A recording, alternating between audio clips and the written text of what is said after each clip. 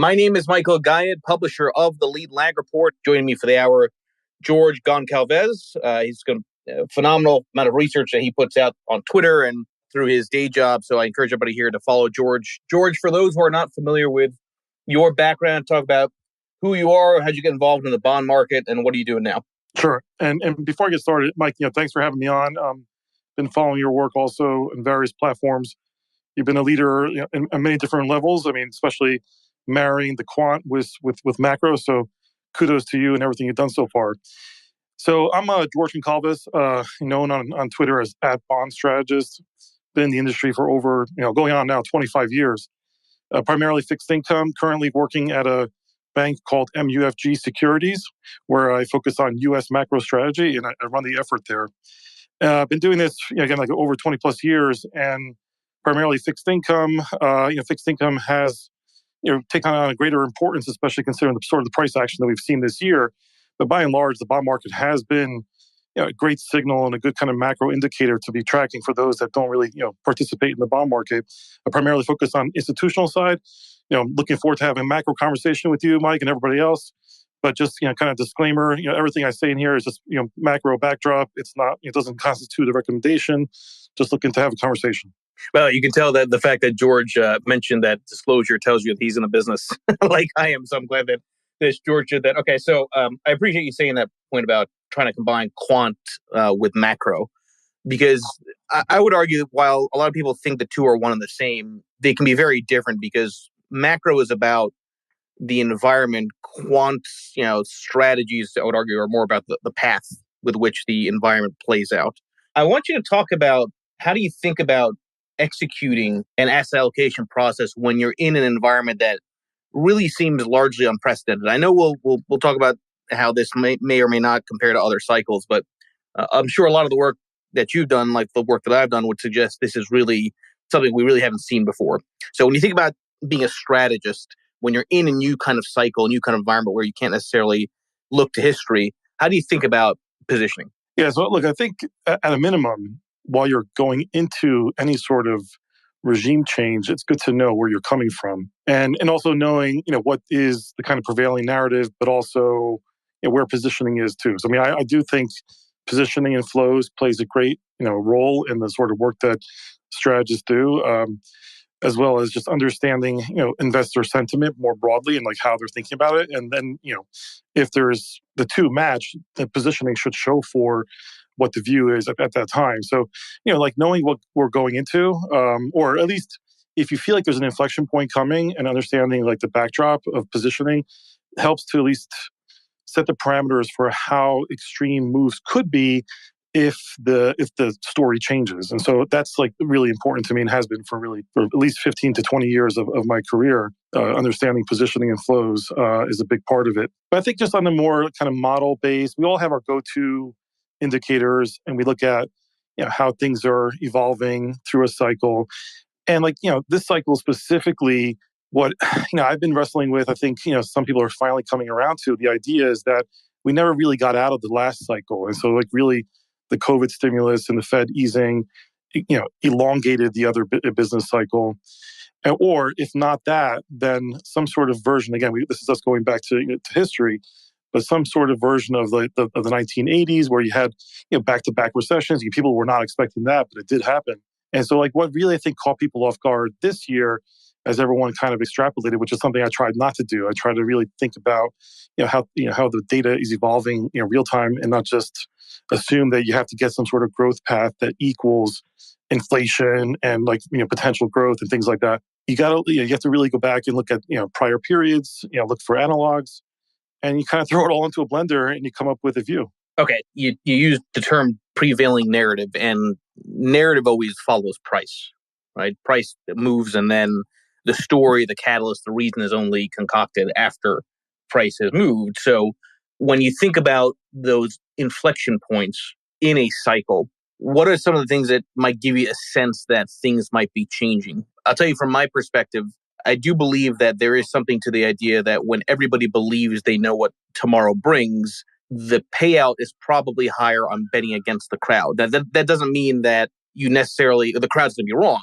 about the future, but rather that if it's so convincing of a narrative, around the future, that's probably when you get into trouble. But talk about for yourself subjectively, objectively, how do you determine when a cycle's at the inflection point?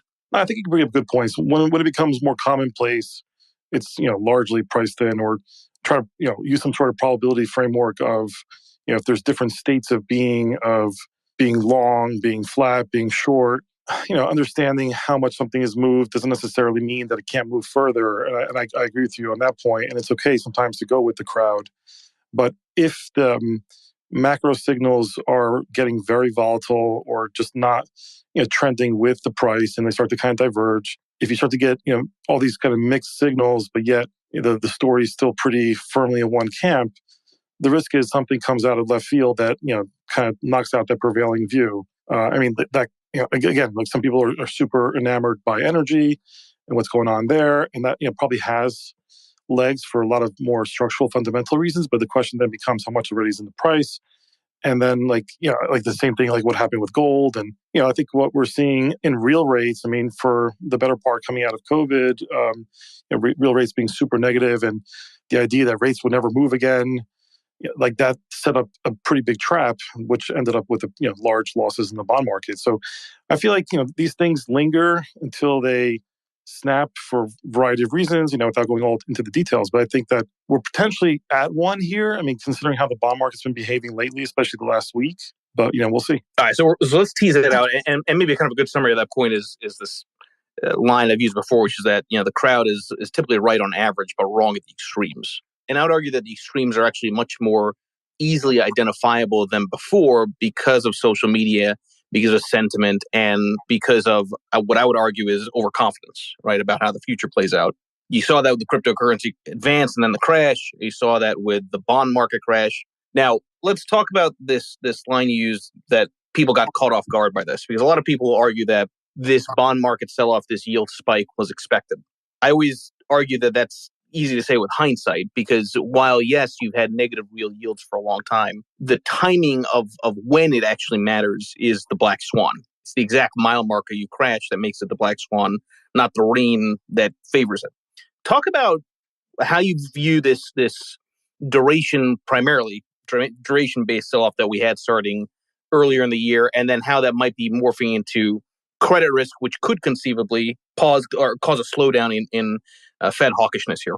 Yeah, and so the one has to kind of take a step back and realize there's large capital pools that have to be allocated to the bond market, and so that's something that you could try to hedge around positioning, but just speaking broadly, not everyone could be selling, not everyone could be buying, right? So a price gets set at the margin, right? And so when price is set at the margin, it takes a pretty big shift in where we're heading to, and that took that really started towards the end of last year, and then the beginning of this year with the increase Fed hawkishness, and then what's now starting to become more of a global cacophony of central banks also globally starting to kind of join in on this tightening, which is unusual that they all kind of go in the same direction. Even though inflation is a clear and present danger today, is it going to be always that case over the next 6 months? And the Fed has a pretty large lead time now on other central banks. But I digress. I mean, literally, this was a duration shock that I guess in many ways had to happen because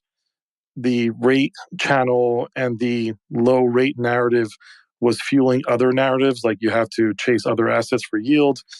And so this is, was and is the fastest way for the Fed to rein in housing, to kind of, take away some of the aggregate demand that's out there by destroying wealth effect through, the 60-40 bond portfolio doesn't work in that environment. Like literally the perfect storm happened in Q1 and it's lingered into Q2 in the bond market. And now, like you said, people start to make this, they start to assume that this is now the new narrative that we're going to be in this structural bond market, bear market. For me, what I've been saying and writing about is if you have, 2 quarters of, the rate move beyond the prior highs, which were marked in 2018, which so far we've been this week flirting with the 10-year is what I focus on.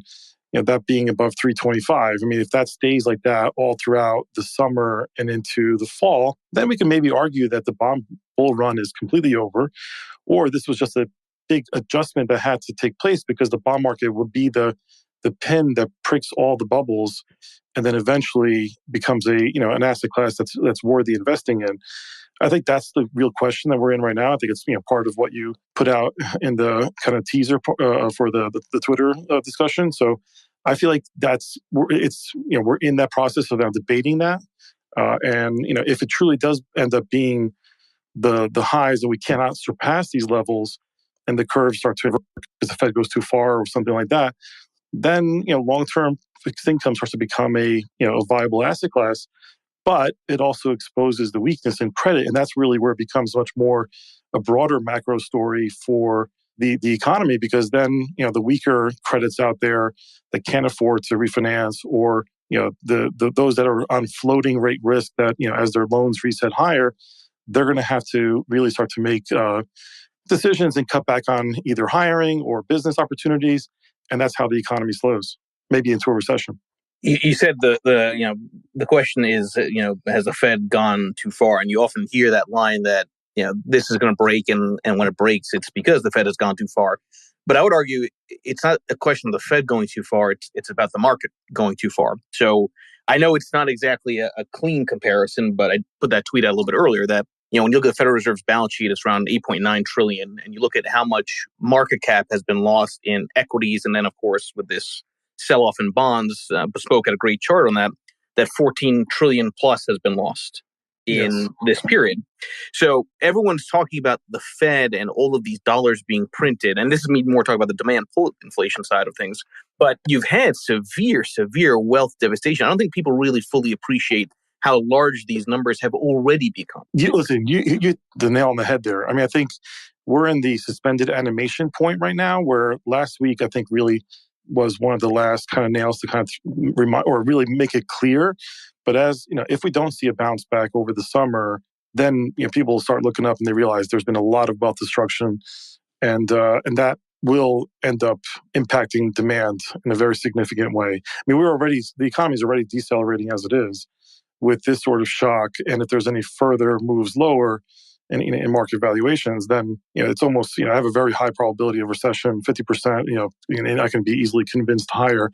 I think the recession, at least will get to the heart of the matter, which is how to put inflation back into the genie bottle. If there's like this idea that inflation somehow is going to take off, and I'm sympathetic to certain parts of that. However, what people fail to realize is that look, every environment is different.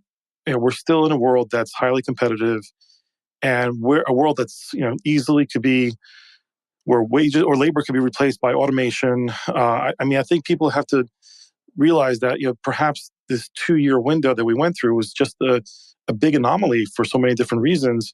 To expect permanent wage growth on the pace that we've seen so far, when eventually the corporate sector will start to innovate away from labor.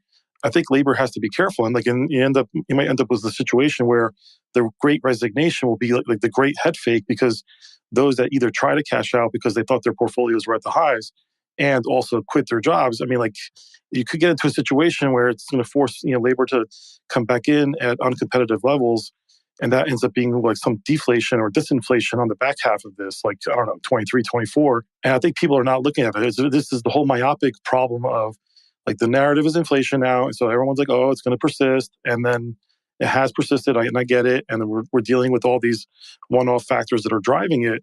But the structural forces that have been in play for the last 30, 40 years, yes, globalization probably won't be as prevalent as it was before, but it's not going to go to zero. Meanwhile, you have technology and all this automation. I mean, the labor force has to be careful here.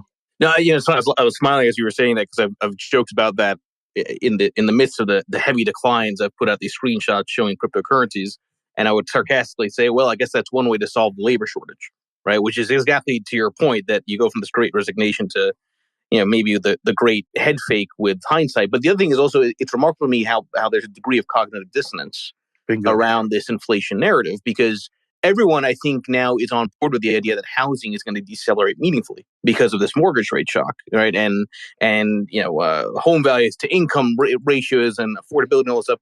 And yet there's still, despite that belief that housing is going to decelerate, there's still a belief that inflation persists. But housing, owner's equivalent rent, is a major component to inflation.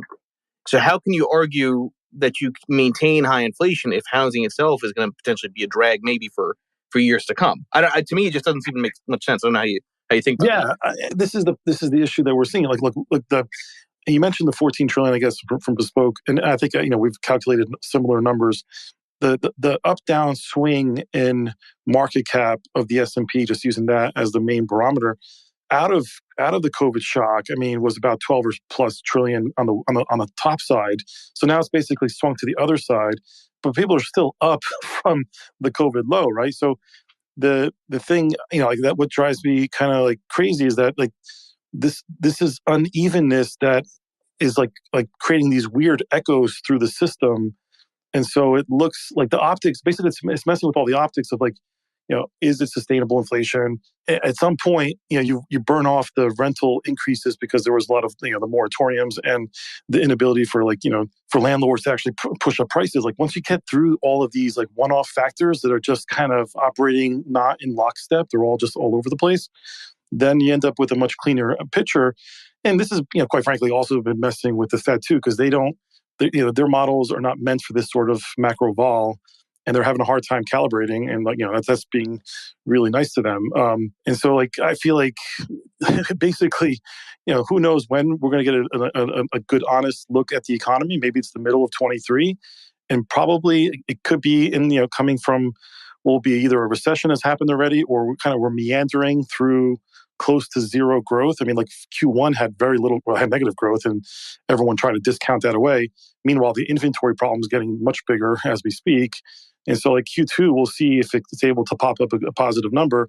But then you have Q3. So if we're just meandering through growth and not really seeing a proper recession definition, but it could be a recession, then 22 is a year that you write off, and you end up with 23 starting off on a very weak footing.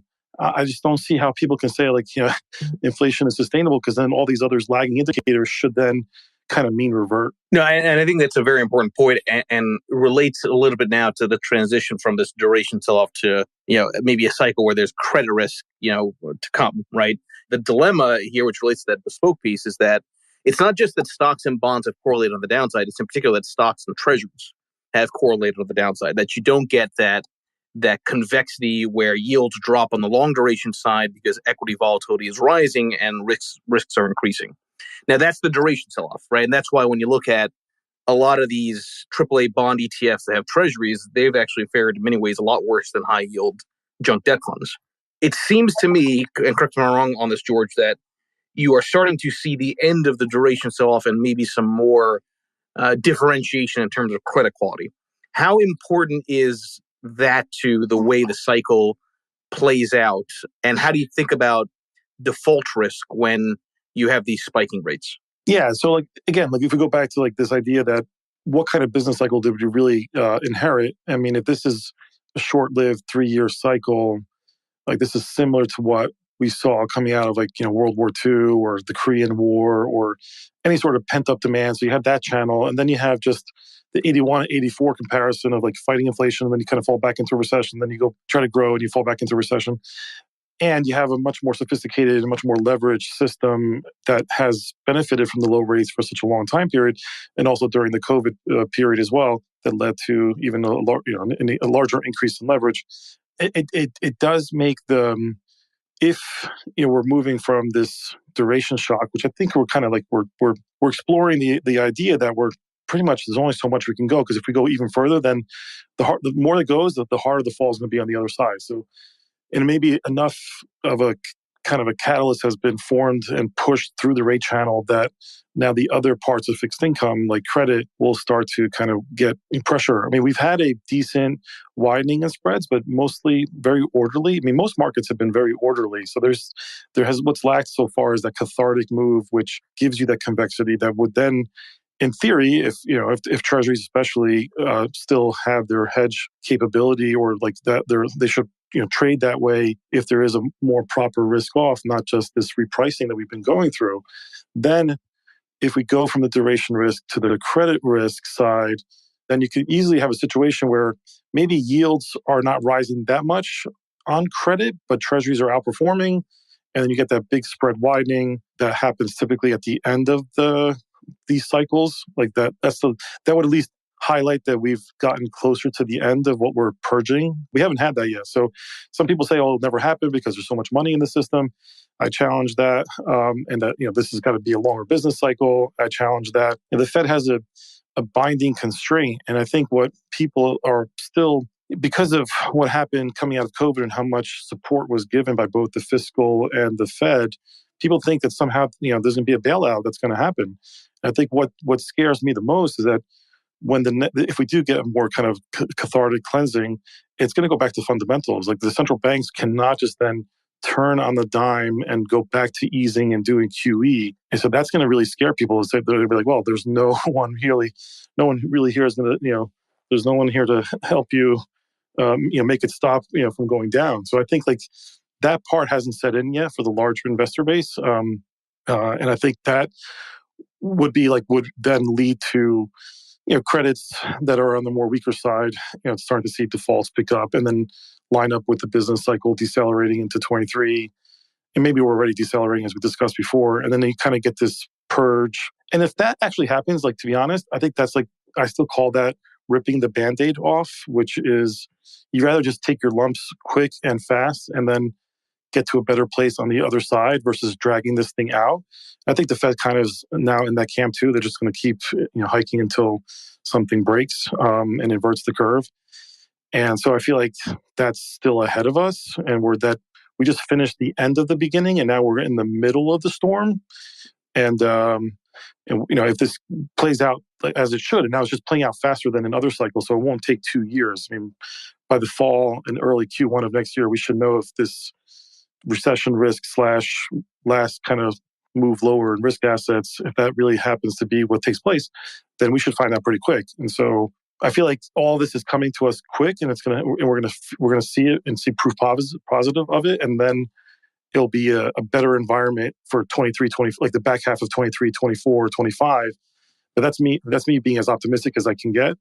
There's always, of course, accidents that we can't foresee happening, and we'll take that as they come. On the widening of credit spreads point, I mean, that's been perplexing for a lot of people, I think, as this sell-off took place. I would argue that the reason spreads have been tighter than what one would otherwise expect is actually because of commodities, right? Because a lot of junk debt issuances are in the heavily levered, natural resource drilling type of space. So to the extent that commodity prices have been elevated, reducing default risk, that maybe puts sort of a little bit of a ceiling around contagion across particular credit quality. But I'm curious if you've seen anything else that would suggest that that's the case, or if there's other reasons for why spreads have stayed kind of tight. You almost had this broad-based parallel shift, right, in pretty much all yields. Yeah. Well, I mean, look, there's been positives. At least corporate America was smart to take advantage and refinance as much as possible during the COVID lows in rates, and a lot of them did term out. So the what's called like a maturity wall, right? As you know, it's not as onerous as in the past, and so like there's not a lot of refinance risk that will happen for at least some of the stronger credits, even into the high yield space as well. I mean, I'm less concerned about the public markets, although I do think that there's more spread widening to come, and we haven't seen the wides yet. I'm just more concerned about private credit, private equity, things that are like less mark to market, and just overall in general, there's been a lot of just leverage provided by non-bank entities. I mean, the Fed kind of mentioned that in one of their papers recently, so they're watching it. I mean, and this is why I feel like ripping the Band-Aid going faster is better than just dragging out a longer recession. I've brought up this point before in the last couple of days, George, and I've become increasingly bullish on everything, at least for a trade in stocks and bonds. I think you're going to have potentially a summer melt-up situation, not only because sentiment is so bombed out, but because I would argue that now we're at risk of positive surprises, right? And I've laid out several potential positive surprises, which in some way, shape, or form all relate to falling inflation, or at least decelerating inflation. One, that Biden needs to win. Maybe he negotiates something with OPEC, and somehow there's a lot more oil that comes in. That relieves some of the pressure. Two, that you could have a situation where the Fed, and I want to talk about this a little bit more, the Fed says instead of doing a set number of QT per month, we're going to make it variable, right? Because they don't want to sell into a disorderly bond market. And then, there are a couple of other sort of reasons I've been laying out as to why you could have a pretty big move. But at the end of the day, it's really ultimately about inflation. I want you to talk about the possibility here of the Fed changing the way that it does quantitative tightening, because we're pretty much just at the start and you've already had a pretty severe bond market sell-off. It doesn't seem smart to me that they'd want to cause a dislocation further by adding a whole bunch of new supply when already there's questions around demand. Yeah, look, I mean, like you said, like a QT just started. And again, this is the whole thing about markets that are fast at pricing in what is the known risks, right? And so we knew that QT was coming, and a lot of that was largely priced in Q1, even though it's starting in June, started this month.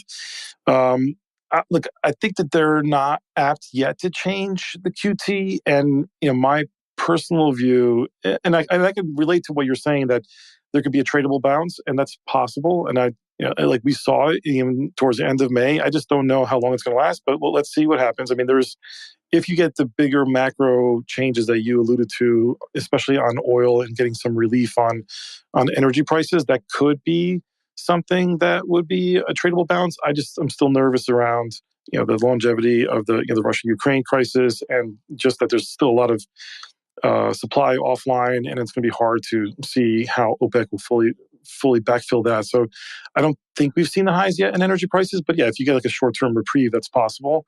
But then it could set up an even more tricky winter when there's going to be a need to basically somehow fuel Europe, and they're not going to be able to get it from Russia. So I'm not sure if I'm completely on board of like it will be sustainable, but a tradable balance is possible. And I'm with you by that, because I think I think it's the way you screw the crowd, so to speak, right? Is you have everything rally at once, and then at some point you get divergence, risk assets again resume their drop, but maybe at that point treasury yields on the long actually drop, consistent with more classic kind of risk off behavior.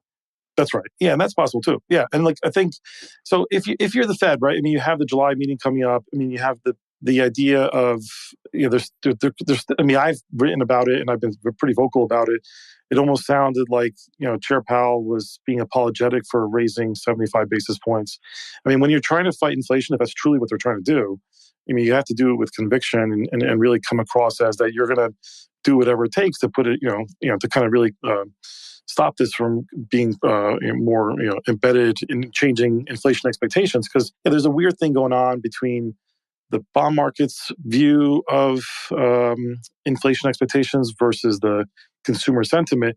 And though even if us bond folks really think we got the right move, you still have to, the Fed still has to respect the consumer, because given the shock that we just went through, if the psyche really has changed in a way where the consumer is like, well, inflation cannot really ever be curtailed or corralled by Fed policy, then their credibility really is on the line. So I mean, that's the critical linchpin that I call it for Fed policy. It's all about inflation expectations. So we're getting like a divergence between market-based inflation expectations and consumer-based. So they have to kind of like write that course, and it should be from consumers realizing the Fed means business, the bond market's right. Eventually, we're going to go back to a 2.5% or so inflation, and that's like the steady state over the next 5-10 years. And this again was just an anomaly because of all the the things that happened in between. So like then, if you think about like the energy part of that, we're at the point where we're peak driving season between Memorial Day and Labor Day,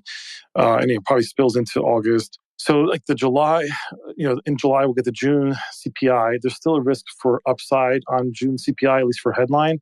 If the core were to also kind of go in the same direction, it's hard for them not to deliver 75 basis points. And then it'll be weird for them to change the QT real time. But what could happen is, at the Jackson Hole in August, where they can start to have a meeting of the minds around like what future policy may look like. But even then, that's too far ahead that I'm not sure if that would last, like the tradable bounce would last long enough till that point. And then we'll get back into the fourth quarter thinking about, hey, corporates are starting to now really guide lower on earnings because of the strong dollar, because just global growth is going to be weaker. This energy thing is a drag and it's a tax on everybody. And then I think you get real proof positive that this is decelerating hard into the fourth quarter. And then the Fed might at some point have to blink. And I think that's what we're all trying to figure out. When does the Fed blink? When we can't figure out when this war is going to be over. We don't know if China's going to come back online at full speed. And the U.S. is really the only game in town, but it's also decelerating as well. So these are really big juggernauts to kind of navigate. And so if it doesn't turn anytime soon, then all we'll see is a tradable bounce, and it won't be sustainable. I'm with you on that. And I always make it a point also that the question is not about what the narrative is, but how much has been priced in, and if that pricing in is an over or under reaction to the continuation of that narrative. And you mentioned the consumer. It's amazing to me how this has played out in the sense that if you look at some of these internal dynamics, you look at consumer discretionary relative to the S&P, you're back at 2003 levels, meaning if you were bullish on the consumer relative to broader equities when QE3 was underway, you pretty much went round trip. If you look at small caps relative to large caps, you're back at 2002 levels, meaning that if in 2002 your bet was with the tech bubble collapsing that small caps are the only place to allocate, you've gone round trip, meaning you have the same performance as the S&P. So you've got a lot of really interesting dynamics happening internally. I would argue that would suggest that there's been a severe amount of repricing, more so than headline averages would suggest. Now, there is this saying, George, and I know you've come across this, I'm sure, that the bond market is the smartest student in the class, right? The bond market's smarter than the stock market. I wonder if they're both being stupid here, right? And I want you to talk about that because they're both acting the same, right? As we've seen with this drawdown, but it just seems to me that there's so much negativity beneath the surface for both bonds and stocks that again, all these narratives could be right about recession and inflation, but how much is overreacted on price versus underreacted? So, like your point about dispersion and like the fact that we've now seen the internals, there's a lot of pain out there and things that are starting to break down. So that's why I feel like we've moved more towards the middle of whatever cycle that we're going through. It's definitely not the beginning. I mean, a lot of damage has been done. And it's also true that, like we've been discussing all along, that what really stands out has been the inability for bonds to serve as a hedge throughout this sort of movement. And is the bond market being wrong here? I feel like there's a large part of what the bond market is mathematical, and we have a forward curve that's very liquid, that's trading. And, and up until last week, at some point last week, was calling for 4% Fed funds. And so it's hard to completely diverge the whole yield curve away from that. And so I think there's been just an overshoot on the side of the bond market because a number of reasons. I mean, the Fed was really a large buyer through the QE post-COVID. And when they kind of come off, someone has to backfill that. And but in fairness, to that point, right? Whenever the Fed did QE, yields actually fell. That's right. Right, and whenever the Fed did QT, the yields actually rose. Right, it was the exact opposite of what one would expect. Yeah. Well, I mean, look, partly because you would want to believe that the Fed is only tightening because we're in a virtuous, sustainable economic cycle, and that's what we got on Jan 1. Everyone's like, look, we're going to have 5.5% GDP. It's going to be a continuation of the pent-up demand because of the reopening, yada, yada, yada, right? So and so there was a part of it, the bond market was set up for higher rates, maybe not necessarily as visible in the beginning of the year. And so those that were underinvested or short, kudos to them. But the move went, even beyond what even my expectations were as well.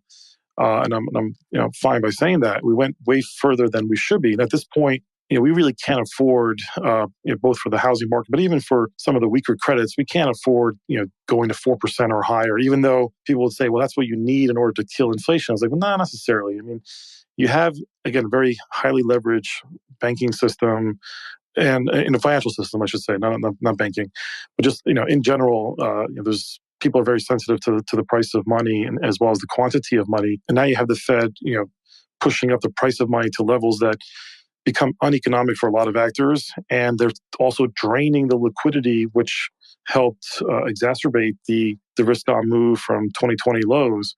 Like that double tightening, as I call it, I mean, that's just, only really started. This is the third hike and the first month of QT.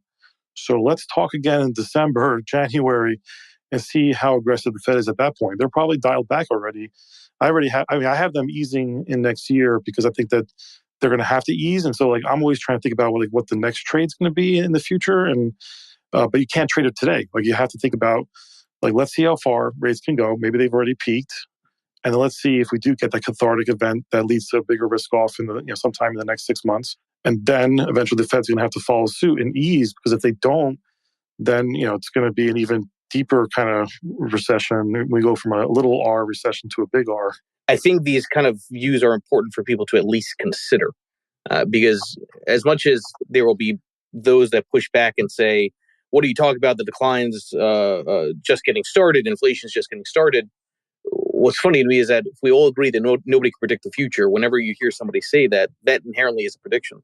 And nobody knows what tomorrow brings. So you have to at least do scenario analysis around different paths to then potentially allocate. Now, George, I saw you liked one of the tweets I put out. Amateurs look to the right of the equal sign, pros look to the left. And what I'm really alluding to there is process as opposed to outcome. Because the reality is in this business, as much as everybody likes to think they can control their returns, they can control their effort in due diligence, but nobody can really control their returns at any moment in time. That's just the reality. Anybody that says otherwise is a fool, okay, in my opinion. But I want you to talk about, from a bond strategist perspective, how do you think about being wrong and then communicating when you have to shift? Because you've got a lot of people that are tracking your work, and like everybody else, there are times you're going to be right, times that you're going to be wrong. And people seem to have a funny way of crucifying you if you're wrong in the small sample. Yeah, that's right. I mean, like, I think to your point about like, look, you need to figure out ways to offer alpha, both in either insights or actual, trading recommendations for those that would be privy to get that sort of stuff, depending on like your business or what I do institutionally. But I mean, like at the end of the day, like what you don't want to fall into the trap is beta, because then if everyone's just beta, then you're just trading the market. So you think you're smart. You're just basically riding the market up and down. And that's kind of what happened for a lot of folks that, saw the sort of big moves. Really, again, both the last 14 years, we've seen many episodes of this where, it feels like the trend's your friend until it's not. And it's literally you're just riding the trend. I think, because, I deploy very similar kind of approaches like scenario analysis, break down like the pros and cons of what would make me change the view, and being hyper, focused on how the data is evolving, both macro as well as pricing dynamics in the markets, and then meshing those two with what the sentiment is, gives me a framework to understand that, am I completely in the wrong zip code? And if I am, I'm going to have to come clean about it. And so, I mean, that's something it's an evolution. I think it shouldn't come as a surprise. I mean, people sometimes do kind of dig in their heels and don't want to admit when they're wrong. I think it's a healthy process. I think it's we're all wrong. I think that's something that most investors will appreciate. That it's part of our we can't predict the future dilemma, which is the way it works. But if you have enough conviction around various scenarios and an understanding what's priced in, even if you're maybe eventually proven wrong, but at least if you can validate how you came across with that, then people will respect it. I think that it's easy to kind of try to shy away from taking responsibility, but I think it's super important to always stress test your ideas and come, and to be honest about it. There's two things. And one, I would recommend looking at the Liberty Street Fed, New York Fed. They did a great job explaining both QE and QT, because yes, in theory they should be like mirror images of each other in the way the directions move.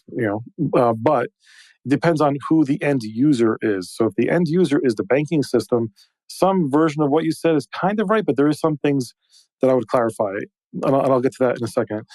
And then, if you're not a commercial bank which has faces the Fed and has an account at the Fed, then the commercial banks will have to basically those that were before, when the Fed does QE and buys an asset from a non-bank, the banks actually do credit that investor's deposit account with new cash, because it has to balance out. So it really comes down to the bank versus the non-banks part of it. If the non-banks are the ones, which I think most likely will be, I mean, the banks I think will buy, I think, should be buying treasuries given how much rates have risen. But that you can all publicly see in the public data with the lag. If the banks are going to be buying treasuries, then some version of what you described kind of makes sense. But they would still have to grow their what is known as their securities book. So their securities book and their portfolio would have to grow as part of their treasury, and that would probably most likely come in lieu of lending, or either because there's less lending in the economy, or whatever the case may be, or we're heading into a recession, and they're fine buying treasuries, and then for the non-bank entities, it becomes a harder situation because banks can print money. Commercial banks are the ones that do it, so they can expand their balance sheets to match up the deposit growth, whatever. But for the non-banks, that's much more of a zero-sum game. Like you're going to have to make a decision: do I sell this corporate or this equity to buy these higher yielding treasuries because now they're finally been given a better lease on life because rates are higher, or I'm worried about the macro outlook like we discussed in the last 45 minutes. So I get like that. Like if it's the non-banks that are going to have to buy the treasuries and the mortgages, then there's going to be a portfolio balancing in reverse. They're going to have to sell something to raise the cash, or they have the cash already waiting for it.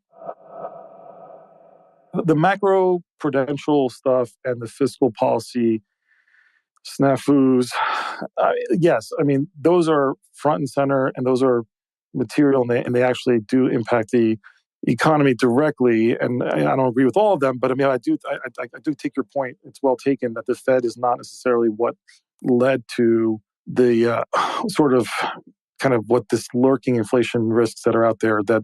But I mean, their job is to fight inflation, number one, and number two, they did aid and abet by helping to finance some of that 5 trillion that came from the stimulus. So, if the Fed literally had done what it should have done coming out of COVID, which is just dampen the shock of it, make sure the markets are functioning well, and then gracefully exit the scene over the course of 2020, especially once we got the vaccines that rolled out, and by 2021, that would have made it harder for further fiscal stimulus that was done under the Biden administration. Like, so if literally they had gracefully gotten out, then they would not be the buyers of last resort or the first resort in many ways of all these treasury debts that were financing a lot of these stimulus programs. So like that, there's that aspect. Like they helped finance this, and two, they should have seen inflation coming much sooner. And I think it's largely because they had the old playbook. They saw what happened in 2008. They thought it would take 3 years for inflation to actually kind of stabilize. And they misread the room around how much willingness there was from both sides of of the aisle, not just the Democrats, but to just kind of print money. And so I think that miscalculation is on their watch, and they needed to react much sooner. I mean, I was pretty vocal about that all throughout 2021. They had to stop QE; it was too much, and then they didn't pivot fast enough to tightening. But now they're pivoting even faster, which then means the risk of a mistake is happening on the other side. So historically speaking, on average, Fed hiking cycles since the 1980s have been about 200, 250 basis points. Like, so they, each given cycle, they raised that on average. In 2004, 2006, they were super glacial and they hiked 425 basis points, 25 bips at a time. And it was like, that was like watching paint dry for sure until it eventually broke the housing market. Like, so the Fed, typically doesn't raise rates more than 300 basis points at one go. And so my contention has been that, like we're now getting closer to that. If we do get to, 75 in July, as some are forecasting, as including ourselves, then you're at 250 basis points of all-in roughly yield that the Fed has raised rates. If they keep going further than that and they go towards what's priced into the market, which again, everyone can see, as you mentioned, 350 to roughly 4% is where we got to on the high side. Like that's a lot of Fed tightening in a very short time period. Now, is that like this argument that you need to get rates up to match the level of inflation, then you're ignoring a couple of key components again of what makes our economy different this time than it was in the prior cycles, especially the 1970s, which is the leverage part. We're 3 times leveraged versus what we were back in the 70s, and a much more financially engineered economy than back then. So these rises, really are meaningful. And then the QT part, they're targeting the price of money and the quantity of money. The QT in reverse, some papers have written that it's worth every $250 billion in reverse or 300 billion is worth like 25 basis points or more in higher rates. So if the Fed keeps QT in place and raises rates as much as that, it's priced into the market, that's like my argument of the double tightening, and they don't have to match the level of inflation to actually get it down. And what actually has to happen more likely is you need a recession. And what people fail to say on the back side of those comments, like, well, if the Fed only raised rates to 8%, that will fix the inflation problem. Then you're definitely going to have a big recession on the other side of it, because what really kills inflation is the recession. It's less so the Fed policy, it's the Fed triggering something that causes a really sharp slowdown. So if you want to kill inflation, you're going to have a really big recession at some point. The RRP is a very restrictive policy in terms of, yes, it locks up the ability of that liquidity to go elsewhere. So that is a form of tightening already. So the question then becomes when they start to shrink the balance sheet, does it end up, reducing the reverse repo program versus draining liquidity from the banking system, or some combination thereof? Again, as it's June 20th, we're early days in QT. We'll see how that works. I mean, I put up a chart both on LinkedIn as well as Twitter, which you guys can go look back and see that whenever we have a significant drawdown in risk assets, like we saw in 2000, 2002, and also 2007, 2009, if you look at that chart, and then I compared it against money market balances. Back then, you would see a commensurate rise in short-term, preference for cash, basically. So money would go into money funds.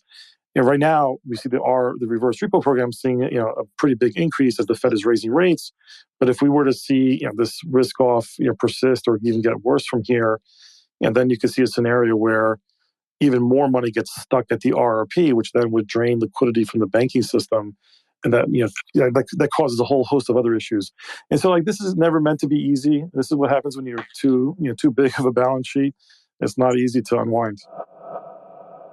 Different now, again, versus the last 40 years. The inflation is, at least for now, a binding constraint. And we started the discussion around that we think inflation eventually does roll over, but we don't know, right? So I mean, until that happens, we don't know what that right level is. When does the Fed blink? Those are all things that the multi-trillion-dollar questions.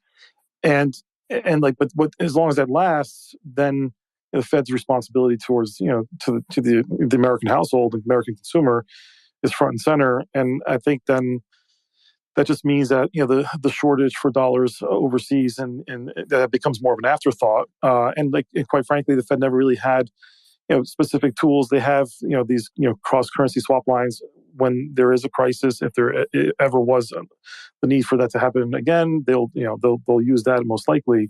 So I think they're not going to take into consideration the global demand for dollars, and I think that the inflation's a binding constraint. They're going to have to just really nip it in the bud.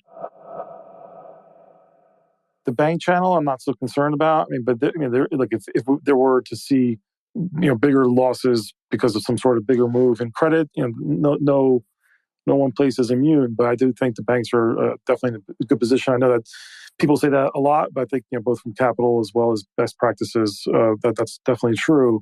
So this is more about the non-bank entities and their ability to continue to offer credit or weather losses, both on the investor side as well as the issuer side, of how this all pans out. And so this is why I do think the rise in rates do matter, and so does QT. And to your first part of the question about, or comment on fiscal versus versus monetary policy, the two kind of do go hand in hand, and at times should be brakes for one another. But if there's more fiscal response at this point, the Fed would have to go even more aggressive. We saw kind of a version of that when the Fed was raising rates, and And the Trump tax cuts were put in place, which was a fiscal policy measure as well. So it works in both directions, either through spending money or giving tax cuts. Again, that's more philosophical discussion, which we can go on for hours. But the Fed would have to lean even harder. So that's kind of counterproductive at this point. I think many people probably look at Joe Manchin and what he did as at least preventing a higher inflation move. And at this point, the Fed's going to have to see if inflation either falls on its own or through its more aggressive actions. And a combination that the economy is already decelerating will allow them to get us to a better place in 23, 24.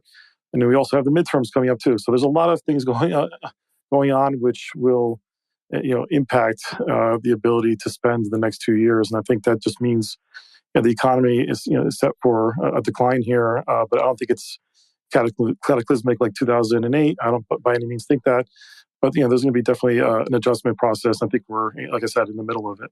And again, everybody that's here, make sure you follow George, and everybody enjoy the rest of your day. Thanks, everybody. Thank you.